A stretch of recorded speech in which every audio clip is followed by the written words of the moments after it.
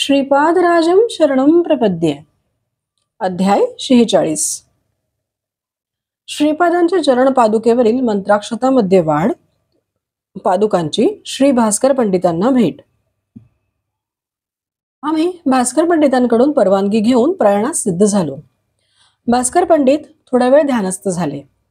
श्रीपादांच्या पादुका भास्कर पंडितांनी आपल्या देवघरात ठेवल्या होत्या. त्या पादुकांवर वाहिलेल्या अक्षता वाढत होत्या. ते पाहून आम्ही आश्चर्यचकित झालो. भास्कर पंडित म्हणाले, हे श्रोत्यांनो, श्रीपादांच्या लीला अगम्य आहेत. श्री पद्मावती मातेचे जन्म नक्षत्र मृग आहे आणि श्री व्यंकटेश्वराचे जन्म नक्षत्र श्रवण आहे.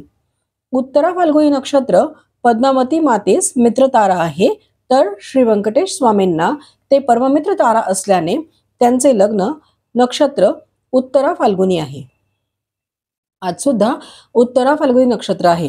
या दिव्य नक्षत्रावर श्रीपाद प्रभूंच्या चरण पादुकांवरील मंत्राक्षता वाढल्या. यावरून श्रीपाद प्रभू साक्षात पद्मावती आणि श्री व्यंकटेश स्वरूपच आहेत हे कळण्यासाठी त्यांनी ही लीला केली. यातील थोड्या मंत्राक्षता तुमच्याजवळ ठेवा. त्या तुम्हाला शुभ ठरतील आणि श्री प्रभूंची कृपा तुमच्यावर सदोदित राहील. शंकर भट्ट आणि धनगुप्त यांच्याबरोबर देशपर्यटन आणि विविध क्षेत्रांचे दर्शन.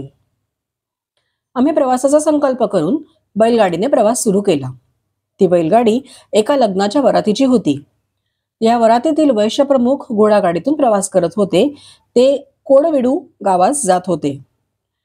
ते वैश्यप्रमुख धनगुप्त म्हणाले, आज फार शुभ दिवस आहे.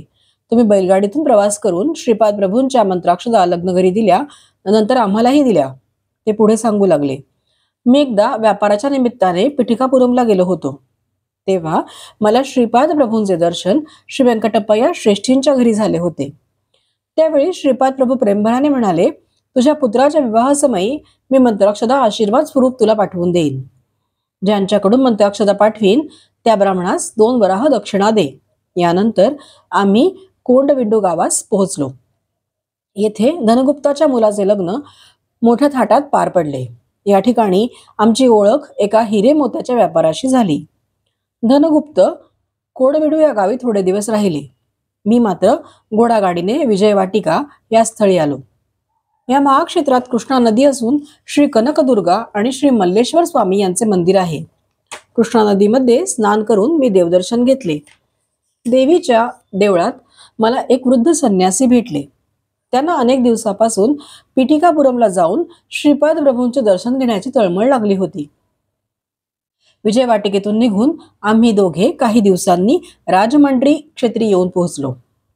तेथे गोदावरी नदीत स्नान करून श्री मार्कंडेश्वराचे आणि कोटिलिंगेश्वराचे दर्शन घेतले.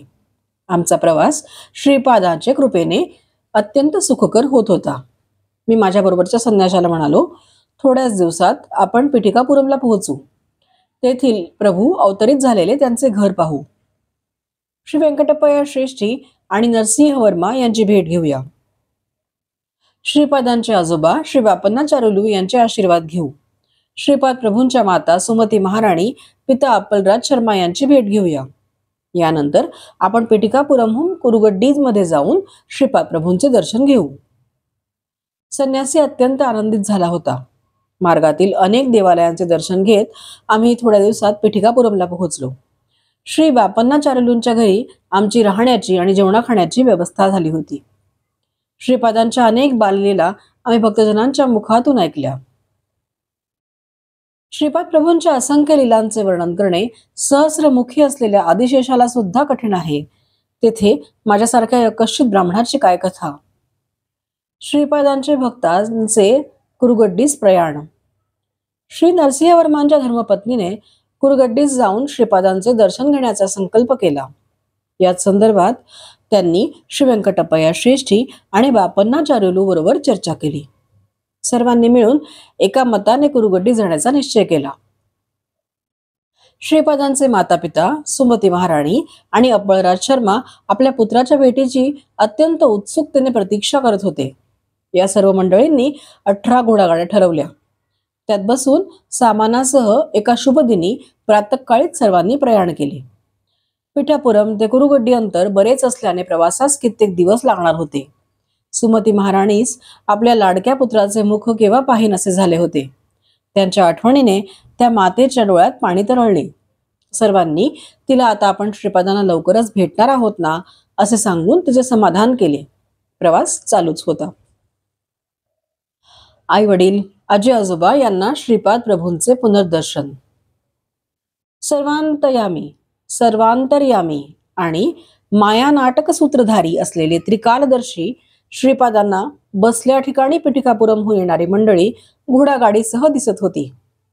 प्रातःकाळी निघालेल्या गाड्या दुपारचे 12 वाजेपर्यंत चालतच होत्या. अचानक एक अद्भुत घटना घडली. गाडीवानासह सर्व मंडळींना एकदम मूर्छा आल्यासारखे वाटले. त्या सर्वांना आपल्या गाड्या आकाश मार्गाने जात असल्यासारखा भास झाला. थोड्या वेळाने मूर्छा गेल्यावर आम्ही पाहिले तर एका अनोळखी प्रांतात आल्याचे जाणवले.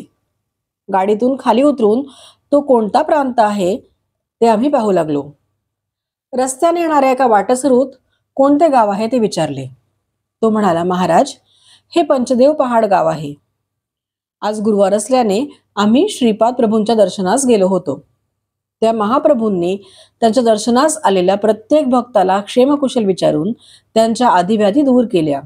दर्शनास आलेल्या सर्व भाविकांसाठी जेवणाची उत्तम व्यवस्था होती असे सांगून तो वाटसरू आपल्या मार्गाने निघून गेला. आम्ही प्रातःकाळी पिठ्यापुरमहून घोडागाडीने निघालो होतो. आता दुपारचे 12:30 वाजले होते आणि एवढ्या थोड्या वेळात आम्ही कसे येऊन पोहोचलो याचे महद आश्चर्य वाटत होते. आम्ही नावेतून नदी पार करून कुरगड्डी गावात प्रवेश केला. हे स्वप्न आहे का वस्तुस्थिती आहे याचा आम्हाला भ्रम पडला होता, परंतु ही वस्तुस्थिती होती. आम्ही सर्वजण प्रभूंच्या दरबारात गेलो. सुमती मातेने श्रीपादांना मोठ्या वात्सल्य भावाने आपल्या हृदयाशी धरले. तिच्या नयनातून आनंदाश्रू ओघळत होते. ते श्रीपादांच्या पाठीवर पडत होते. श्रीपाद म्हणाले, आई, तू निर्गुण निराकार असलेल्या परतत्वाच्या मुलाची माता आहेस. तू अनुसूया मातेप्रमाणे पतिव्रता शिरोमणी आहेस असे म्हणून त्यांनी आपल्या हाताने मातेचे अश्रू पुसले. श्रीपाद श्रीवल्लभांचा जय जयकार असो. श्रीपाद राजम शरणम प्रपद्ये.